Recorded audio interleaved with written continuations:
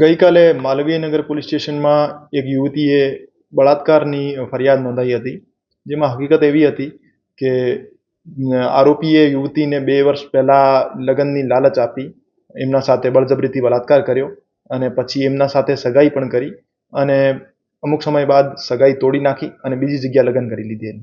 તો એવી પરિસ્થિતિમાં ફરિયાદીએ પોલીસ સ્ટેશન આવીને લગ્નની લાલચ આપી બળાત્કાર કર્યાની એક ફરિયાદ નોંધાઈ હતી. આ બાબતે માલવીયનગર પોલીસે તપાસ હાથ ધરી છે. હજુ સુધી આ મામલામાં કોઈ ધરપકડ નથી થઈ.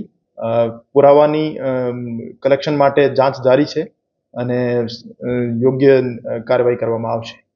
ના, આ હકીકત ખોટી છે. પોલીસ દ્વારા આ મામલામાં ફરિયાદ દાખલ કરવામાં આવેલી છે અને ચેતેશ્વર પૂજારાના વિરુદ્ધ કોઈ પણ પ્રકારના કોઈ આક્ષેપો છે નહીં. એની ફરિયાદ જીત રસિકભાઈ પાબારી નામના યુવક વિરુદ્ધ છે.